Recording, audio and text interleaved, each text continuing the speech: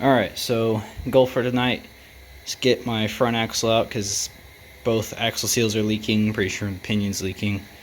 Whole thing needs gone through, resealed, and maybe replaced if it's trash inside. Anyway, getting the engines out.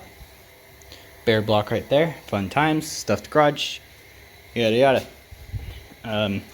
All this is accessible from the bottom. Done a couple of these at work. First bolt I'm going to go ahead and get to is this bolt here. Is our upper mount. It's 21 millimeter. For some reason that set doesn't have 21, so 7/8 will do. Adjustable wrench for the nut on the back. Fun times. Next two bolts are on this flange here. You'll see them from the bottom. And then there's also another mount down there. Again, 21 mil. And just disconnect your front drive shaft. All pretty simple. We'll go step by step.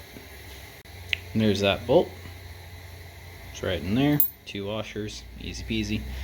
I'm doing this from the bottom.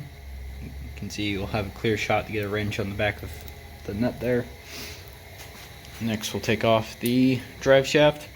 If you were doing this all from underneath the truck, you take your front wheel drive shafts off. Separate those off with the flanges first. Given the situation I'm at, I'm going to do it in a little awkward series of steps, but same result. Alright, got those off. You'll see it's just little caps. Sits over the caps that go on these spindles. Mine fell off as I was trying to convince this shaft to drop out of the front here, but it looks like I'm going to have to disconnect it from the transfer case as well. Alright, well, I got lucky, didn't have to disconnect the drive shaft from the flange here that is on the transfer case. Simply due to my engine being disconnected, I was able to lift up on the transmission here and get the drive shaft to clear the flange. As I said, there's that lower mounting bolt. Disconnect from your drive shaft flanges, and then a nut there and a nut there, and this thing will drop out. With a little bit of convincing because this mount and the upper one kind of require it to be shoehorned in. Alright, once you get your bolts out, there's 6 on each flange. That's what it'll look like once the flange or the drive shaft drops.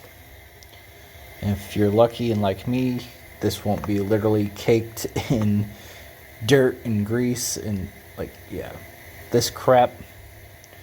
So you won't spend 10 minutes on each bolt excavating it, making a damn archaeologist jealous, looking for damn fossils here. So past that, we just got our lower mount bolt and these two nuts, and this should drop out. My previous experience with these this front differential with the same mount, what was having to be shoehorned was that vehicle had a different steering linkage. My truck has good old parallelogram steering linkage, so this is looking like it will drop straight out once these nuts and bolts are out. So we'll get to that. Alright, we got her out. I just wanted to leave it sitting like this to show kind of how this is shoehorned in here. I was wrong. I forgot the pinion here sits actually above our mount here, and so that it still is shoehorned in, and have it sitting like this to kind of show, even if you're doing this from below the truck, your passenger side has to clear the axle, which you might just take that axle out to make it easier. You don't have to deal with pushing the axle in. It has to go down and then it will go back, and that will clear your upper mount here once that side goes down, and then all in one motion kind of go backwards and down with it at the same time, and you'll clear your lower mount. It is a bit of a pain in the ass. I might try to fabricate a better mount for this once I have this truck going back together, just in case I ever need to take this out again and tear it apart. I might even go to a different front axle in general, a newer one. We'll see what happens, but this is a very messy truck, very dirty job for everything on this vehicle. Really wish I could do this at work, but obviously work is work. Can't just have my truck in one of the stalls taking up time and space. So we're working out of the garage with hand tools, and I'll probably be buying more tools, hand and power, as I go along in this. But yeah, it's not, getting this front axle out isn't complicated. It just takes a bit of patience. That's about it. See ya.